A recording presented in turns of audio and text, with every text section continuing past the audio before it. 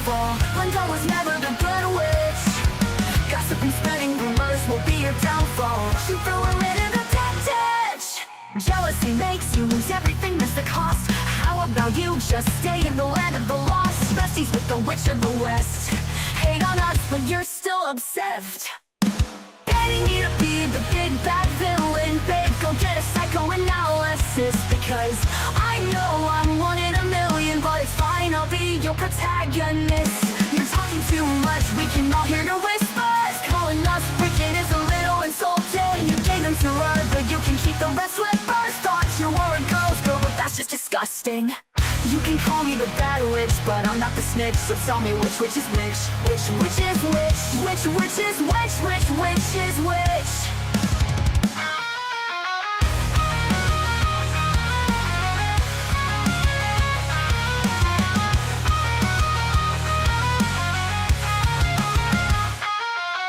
Mirror on the wall, who's the saddest one of all? Glenda was never the good witch. Gossip and spreading rumors will be your downfall. She threw her into the dead ditch. Jealousy makes you lose everything, that's the cost. How about you just stay in the land of the lost? Besties with the witch of the west. Hate on us, but you're still obsessed.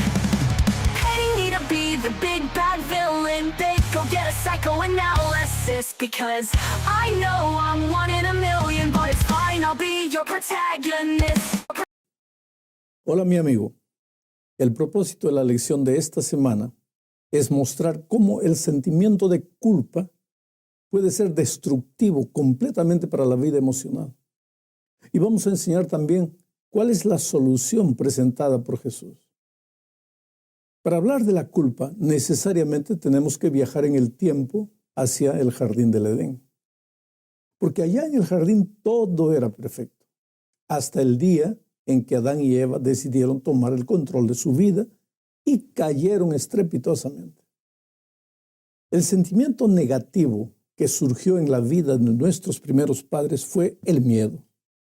La culpa viene asociada al miedo. Culpa es el miedo por haber hecho algo que se sabe que es malo. ¿Qué es lo que hicieron entonces Adán y Eva después que sintieron miedo? Corrieron y se escondieron detrás de un árbol. ¿Por qué se escondieron? Porque no querían que Dios los viese en ese estado. Tuvieron vergüenza, se sintieron indignos. ¿Te das cuenta de cuán perjudicial es la culpa? Primero te saca de la luz, te lleva a las sombras, a esconderte, te hace vivir en la penumbra, escondido entre los árboles. Mira, la penumbra es la mezcla de la luz con las tinieblas. Es y no es. No es luz, pero tampoco es tiniebla. No es día, pero tampoco es noche. Quiere decir, no hay nada claro en la vida de una persona que carga culpa. Esa persona se esconde, se anula.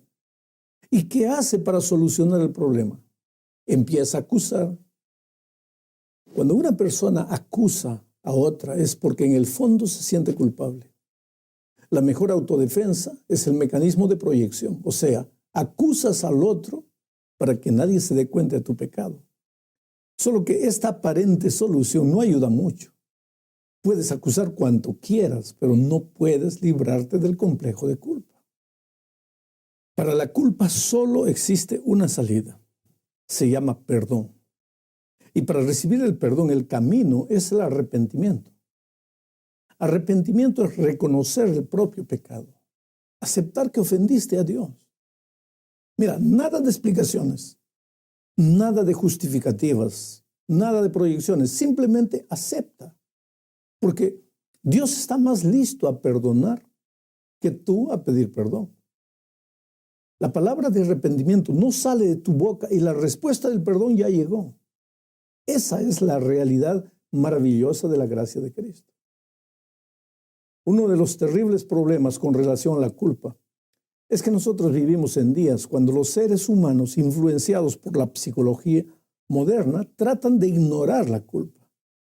Pero el simple hecho de decir que el pecado no es pecado no soluciona nada. Al contrario, te hunde en un pozo de desesperación. O entonces te lleva a caminar por senderos peligrosos como el alcoholismo, la drogadicción o el abandono completo de ti mismo, queriendo olvidar tu culpa. Algunas personas, después de probar todas estas falsas soluciones, acaban quitándose la vida o simplemente viviendo una vida sin ninguna perspectiva. Porque mira, generalmente la culpa te lleva al deseo inconsciente de autocastigo y la mejor manera de castigarte es provocarte sufrimiento a ti mismo. Hay mucha gente que vive sufriendo porque inconscientemente busca el sufrimiento como una especie de pago por la culpa que carga. Ahora, esto nos lleva al segundo punto de la lección. Aquí vamos a estudiar la historia de los hermanos de José. Ellos habían cometido un pecado terrible cuando José era adolescente. Lo habían vendido como esclavo y después habían manchado sus ropas con sangre de animales para que Jacob pensase que su hijo querido había sido devorado por alguna fiera. Al hacer todo este teatro para esconder su pecado, los hermanos de José pensaban que estaban resolviendo su problema. ¿Ya te diste cuenta cómo muchas veces nosotros inventamos cosas para esconder el pecado que hemos cometido? Pero como ya lo vimos, el problema de la culpa solo tiene una salida. Y esa salida es el arrepentimiento, la confesión, el perdón. Los hermanos de José tuvieron que cargar el peso de la culpa por muchos años. Eran hombres infelices. Cualquier adversidad que les sucedía les traía inmediatamente el pensamiento de que todo eso les estaba pasando por causa de su pecado. Es que el pecado es así. Pueden pasar los años, pero siempre te estás recordando lo que hiciste. Y siempre que te sucede algo malo, piensas inmediatamente que Dios te está castigando porque hiciste algo malo en el pasado. O entonces piensas que no mereces ser feliz. Afortunadamente, queridos, los hermanos de José se encontraron un día, después de muchos años, frente a José. Ahora mira cómo ellos reaccionaron delante de la revelación de que José era el hermano que ellos habían vendido. Eso está en Génesis, capítulo 45, versículo 3. José dijo a sus hermanos: yo soy José. ¿Vive aún mi padre? Sus hermanos no pudieron responderle porque estaban aterrados delante de él. Aterrados delante de él, con miedo, pensando que les había llegado la hora. Pero tú sabes el resto de la historia. José les perdonó y ellos sintieron la paz y la alegría de vivir que habían perdido hace muchos años. Sabes, a lo largo de mi vida he encontrado gente desesperada por causa de la culpa. Una señora decía: pastor, tengo todo para ser feliz. Un esposo maravilloso, 2 lindos hijos, una buena situación financiera, padres y hermanos que me aman, pero no soy feliz. ¿Qué había pasado con esta persona? Cuando era una joven de apenas 16 años, había provocado un aborto. Nadie supo, ni la iglesia, ni los padres, ni el propio enamorado. Pero al pasar los años, se casó con un hombre cristiano, con el que ahora tenía 2 hijos, pero no era feliz. Tenía pesadillas terribles. Soñaba que en el espejo del baño, con lápiz labial, estaba escrito: asesina. Otras veces soñaba que un bebé sin rostro le suplicaba: mamita, mamita, por favor, no me mates. Despertaba asustada, con miedo de que el esposo descubriese sus sueños, hasta que un día me escuchó predicar sobre el perdón. Aquella noche yo dije: Dios puede perdonarte todo. No hay nada que Él no pueda perdonarte si vas a Él arrepentido. Y ella creyó y lloró y confesó su pecado y aceptó el perdón. Y a partir de ese día fue como si amaneciese de repente un nuevo día y el sol empezase a brillar de nuevo en su cielo azul. Lo que impresiona es que esta señora pasó 30 años de su vida cargando el peso de la culpa. Y vivió esos 30 años una vida que no era vida.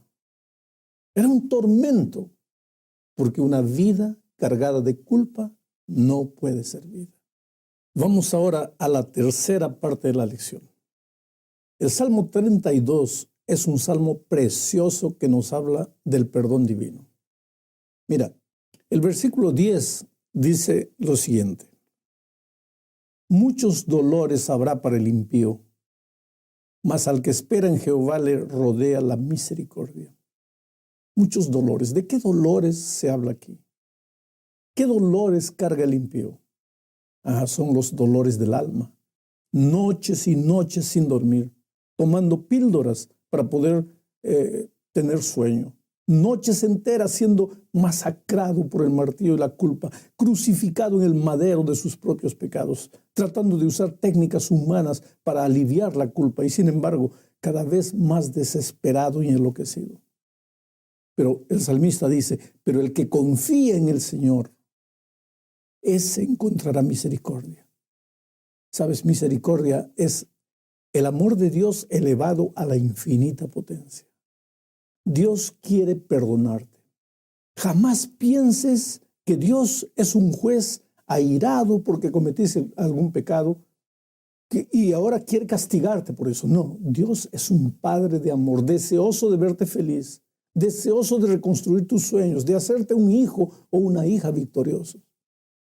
¿Sabes? Como cristianos, nos alegramos en el hecho de que nuestra salvación está segura en Cristo. Y sabemos que nuestros pecados están lavados en su sangre. Nos maravillamos de su infinita misericordia, pues nos perdonó aun cuando no merecíamos ser perdonados.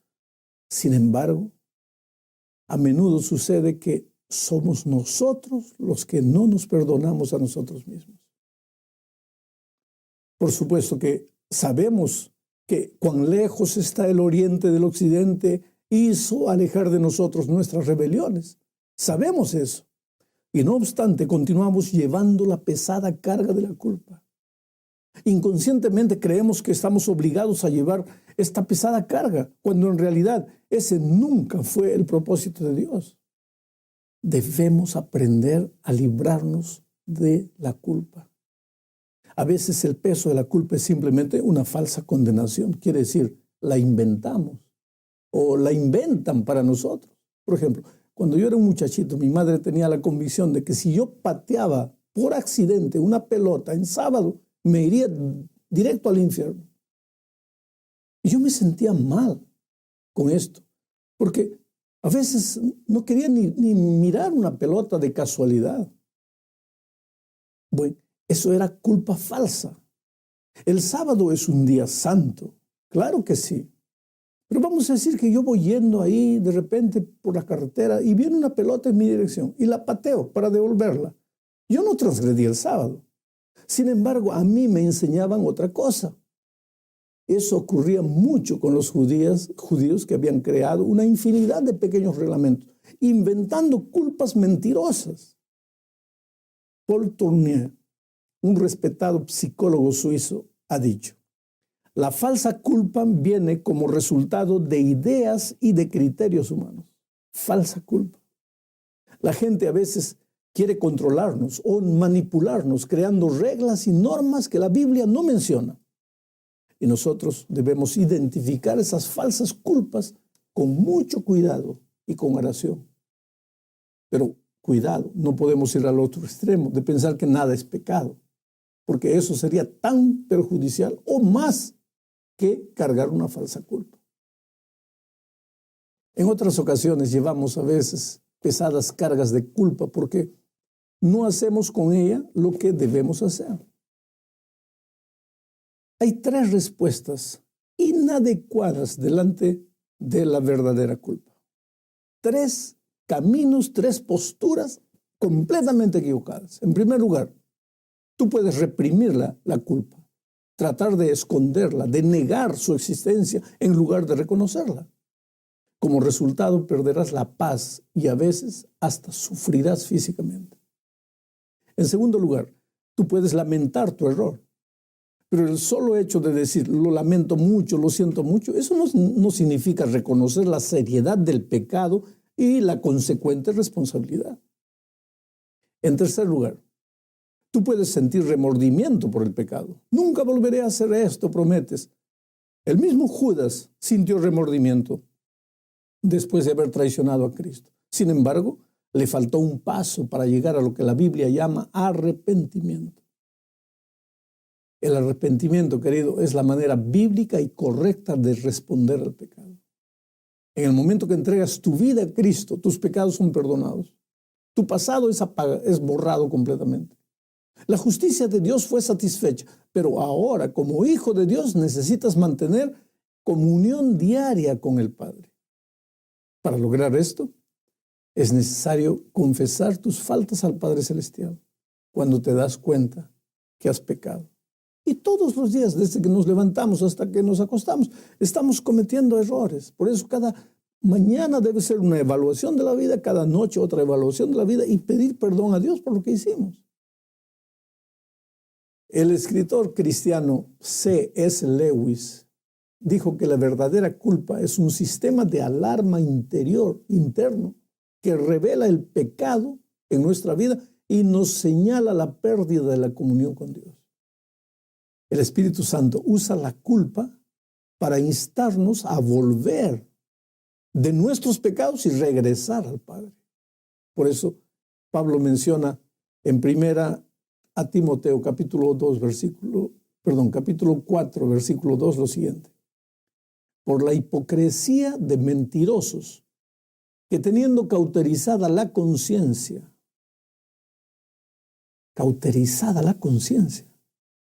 mira, la cauterización de la conciencia es lo peor que te podría suceder. Una persona que endurece la conciencia llega al punto de no retorno. Quiere decir, la gracia de Cristo no significa nada. Empieza a jugar con el pecado como si fuese un juguete maravilloso. Y eso es fatal para cualquier ser humano. La cuarta parte de la lección nos lleva a pensar en Pedro después del canto del gallo. Pedro lloró amargamente. No eran lágrimas de remordimiento, sino de arrepentimiento. ¿Cuál es la diferencia? El remordimiento, como a Judas, te lleva a hacer tonterías. Judas se ahorcó. Mientras que el arrepentimiento te lleva a creer en el amor restaurador de Cristo. Después de haber probado el amor perdonador de Jesús, Pedro se transformó en un nuevo hombre, capaz de morir por su maestro. Arrepentimiento, te voy a explicar, mira.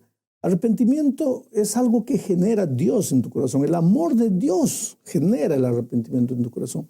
Es el deseo de apartarte del pecado, el deseo de volverte a Dios de corazón, el deseo de pedir perdón.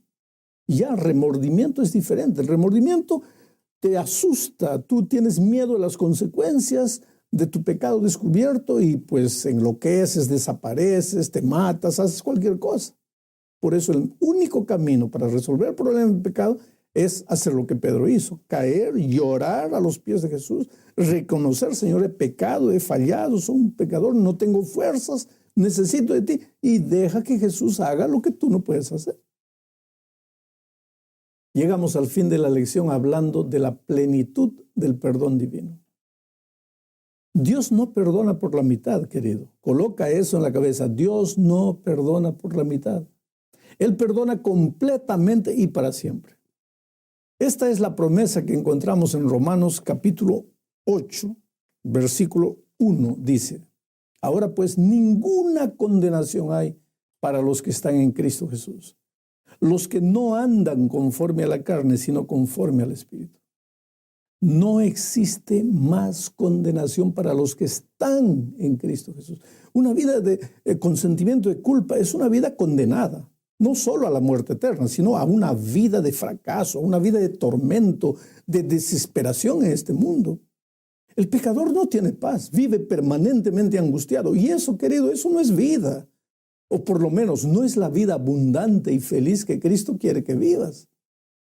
Pero si el cristiano está en Cristo, ya no existe condenación para él. El secreto es el verbo estar. ¿Qué significa estar en Cristo? Aquí volvemos a uno de los temas principales de la Biblia: la comunión diaria con Jesús. Cristianismo es levantarte y separar tiempo para Jesús. Decirle que estás feliz porque estás empezando un nuevo día. Decirle que necesitas de su dirección. Abrir la palabra, decirle: Señor, estoy estudiando tu palabra porque solito no tengo fuerzas, no puedo. La peor tontería es querer ser cristiano sin tener cada día un tiempo con Dios. Y eso requiere disciplina. Eso no es fácil. ¿Por qué? Porque la naturaleza humana no quiere pasar tiempo con Dios. Entonces, si vas a pasar tiempo con Dios, vas a ir contra tu naturaleza humana.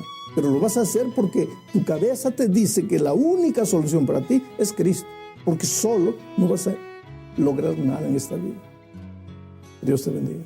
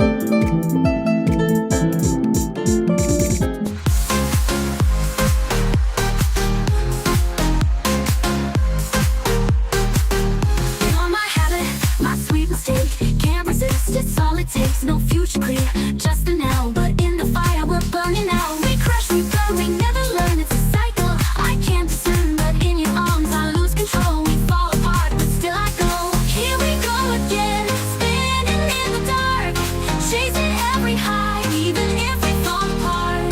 Here we go again, you and me were blind, losing all we've got, but it's worth it every time. Here we go again. Here we go again. We know it's wrong, but we still pretend. Here we go again. You'll not have it, my sweet mistake. We rise and fall, but still we drop.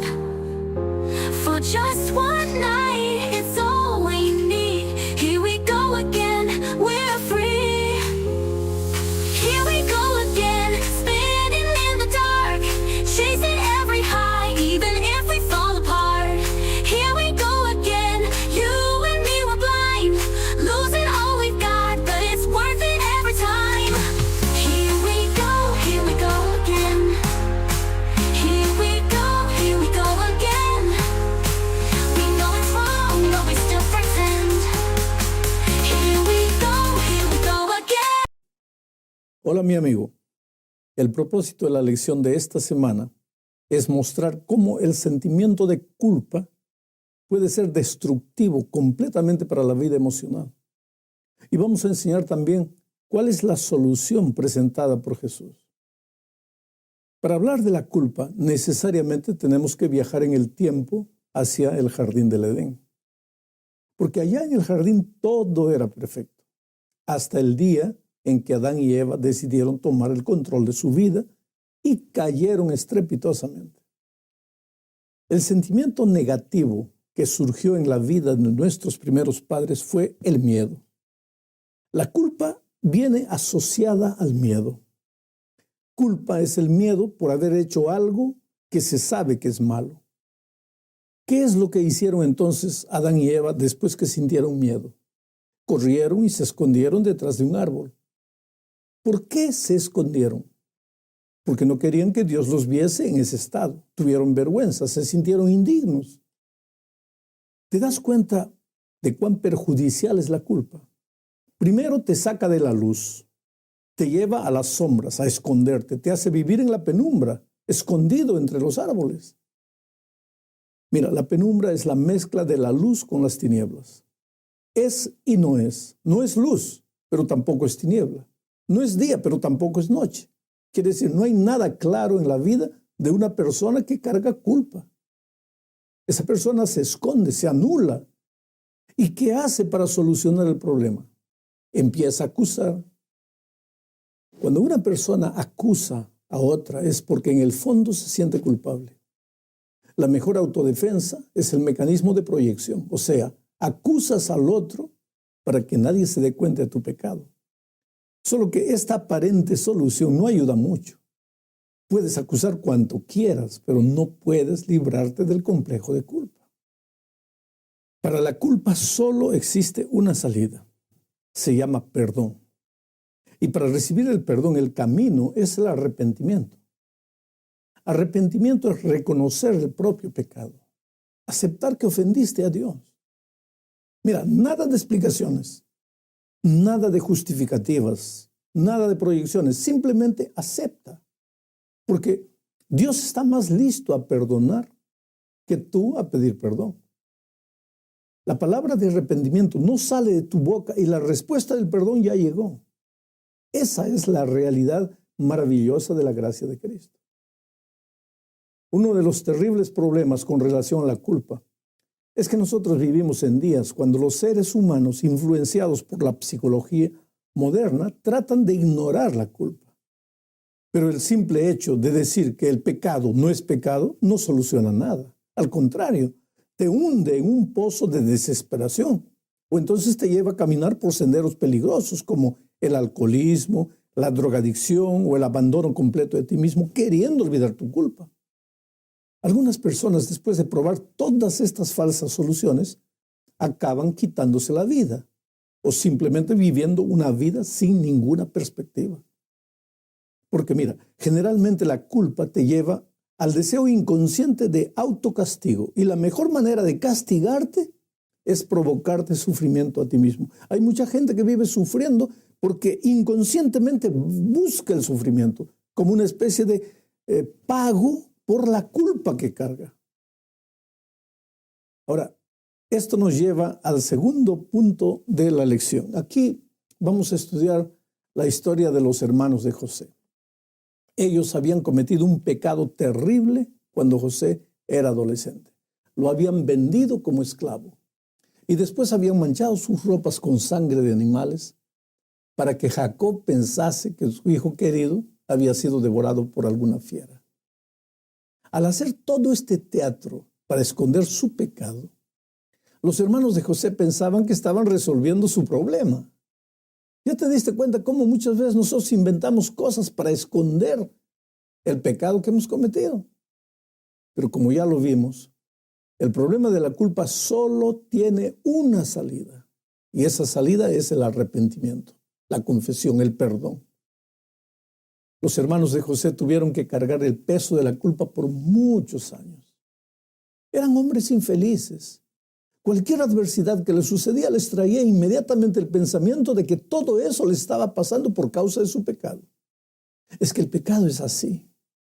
Pueden pasar los años, pero siempre te estás recordando lo que hiciste. Y siempre que te sucede algo malo, piensas inmediatamente que Dios te está castigando porque hiciste algo malo en el pasado. O entonces piensas que no mereces ser feliz. Afortunadamente, queridos, los hermanos de José se encontraron un día, después de muchos años, frente a José. Ahora mira cómo ellos reaccionaron delante de la revelación de que José era el hermano que ellos habían vendido. Eso está en Génesis, capítulo 45, versículo 3. José dijo a sus hermanos: yo soy José. ¿Vive aún mi padre? Sus hermanos no pudieron responderle porque estaban aterrados delante de él. Aterrados delante de él, con miedo, pensando que les había llegado la hora. Pero tú sabes el resto de la historia. José les perdonó y ellos sintieron la paz y la alegría de vivir que habían perdido hace muchos años. Sabes, a lo largo de mi vida he encontrado gente desesperada por causa de la culpa. Una señora decía: pastor, tengo todo para ser feliz. Un esposo maravilloso, 2 lindos hijos, una buena situación financiera, padres y hermanos que me aman, pero no soy feliz. ¿Qué había pasado con esta persona? Cuando era una joven de apenas 16 años, había provocado un aborto. Nadie supo, ni la iglesia, ni los padres, ni el propio enamorado. Pero al pasar los años, se casó con un hombre cristiano, con el que ahora tenía 2 hijos, pero no era feliz. Tenía pesadillas terribles. Soñaba que en el espejo del baño, con lápiz labial, estaba escrito: asesina. Otras veces soñaba que un bebé sin rostro le suplicaba: mamita, mamita, por favor, no me mates. Despertaba asustada, con miedo de que el esposo descubriese sus sueños, hasta que un día me escuchó predicar sobre el perdón. Aquella noche yo dije: Dios puede perdonarte todo. No hay nada que Él no pueda perdonarte si vas a Él arrepentido. Y ella creyó y lloró y confesó su pecado y aceptó el perdón. Y a partir de ese día fue como si amaneciese de repente un nuevo día y el sol empezase a brillar de nuevo en su cielo azul. Lo que impresiona es que esta señora pasó 30 años de su vida cargando el peso de la culpa. Y vivió esos 30 años una vida que no era vida. Era un tormento, porque una vida cargada de culpa no puede ser vida. Vamos ahora a la tercera parte de la lección. El Salmo 32 es un salmo precioso que nos habla del perdón divino. Mira, el versículo 10 dice lo siguiente: muchos dolores habrá para el impío, mas al que espera en Jehová le rodea la misericordia. Muchos dolores. ¿De qué dolores se habla aquí? ¿Qué dolores carga el impío? Son los dolores del alma. Noches y noches sin dormir, tomando píldoras para poder tener sueño. Noches enteras siendo masacrado por el martillo de la culpa, crucificado en el madero de sus propios pecados, tratando de usar técnicas humanas para aliviar la culpa y sin embargo cada vez más desesperado y enloquecido. Pero el salmista dice: pero el que confía en el Señor, ese encontrará misericordia. ¿Sabes? Misericordia es el amor de Dios elevado a la infinita potencia. Dios quiere perdonarte. Jamás pienses que Dios es un juez airado porque cometiste algún pecado y ahora quiere castigarte por eso. No, Dios es un Padre de amor, deseoso de verte feliz, deseoso de reconstruir tus sueños, de hacerte un hijo o una hija victorioso. ¿Sabes? Como cristianos, nos alegramos en el hecho de que nuestra salvación está segura en Cristo. Y sabemos que nuestros pecados están lavados en su sangre. Nos maravillamos de su infinita misericordia, pues nos perdonó aun cuando no merecíamos ser perdonados. Sin embargo, a menudo sucede que somos nosotros los que no nos perdonamos a nosotros mismos. Por supuesto que sabemos que cuán lejos está el oriente del occidente hizo alejar de nosotros nuestras rebeliones. Sabemos eso. Y no obstante, continuamos llevando la pesada carga de la culpa. Inconscientemente creemos que estamos obligados a llevar esta pesada carga, cuando en realidad ese nunca fue el propósito de Dios. Debemos aprender a librarnos de la culpa. A veces el peso de la culpa es simplemente una falsa condenación. Quiere decir, la inventamos o la inventan para nosotros. Por ejemplo, cuando yo era un muchachito, mi madre tenía la convicción de que si yo pateaba por accidente una pelota en sábado, me iría directo al infierno. Y yo me sentía mal con esto, porque a veces no quería ni mirar una pelota de casualidad. Bueno, eso era culpa falsa. El sábado es un día santo, claro que sí. Pero vamos a decir que yo voy yendo ahí de repente por la carretera y viene una pelota en mi dirección y la pateo para devolverla. Yo no transgredí el sábado. Sin embargo, a mí me enseñaban otra cosa. Eso ocurría mucho con los judíos que habían creado una infinidad de pequeños reglamentos, inventando culpas mentirosas. Paul Tournier, un respetado psicólogo suizo, ha dicho: la falsa culpa viene como resultado de ideas y de criterios humanos. Falsa culpa. La gente a veces quiere controlarnos o manipularnos creando reglas y normas que la Biblia no menciona. Y nosotros debemos identificar esas falsas culpas con mucho cuidado y con oración. Pero cuidado, no podemos ir al otro extremo de pensar que nada es pecado, porque eso sería tan perjudicial o más que cargar una falsa culpa. En otras ocasiones llevamos a veces pesadas cargas de culpa porque no hacemos con ella lo que debemos hacer. Hay 3 respuestas inadecuadas delante de la verdadera culpa. 3 caminos, 3 posturas completamente equivocadas. En primer lugar, tú puedes reprimir la culpa, tratar de esconderla, de negar su existencia en lugar de reconocerla. Como resultado, perderás la paz y a veces hasta sufrirás físicamente. En segundo lugar, tú puedes lamentar tu error. Pero el solo hecho de decir, lo lamento mucho, lo siento mucho, eso no significa reconocer la seriedad del pecado y la consecuente responsabilidad. En tercer lugar, tú puedes sentir remordimiento por el pecado. Nunca volveré a hacer esto, prometes. El mismo Judas sintió remordimiento después de haber traicionado a Cristo. Sin embargo, le faltó un paso para llegar a lo que la Biblia llama arrepentimiento. El arrepentimiento, querido, es la manera bíblica y correcta de responder al pecado.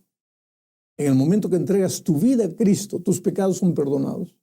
Tu pasado es borrado completamente. La justicia de Dios fue satisfecha, pero ahora, como hijo de Dios, necesitas mantener comunión diaria con el Padre.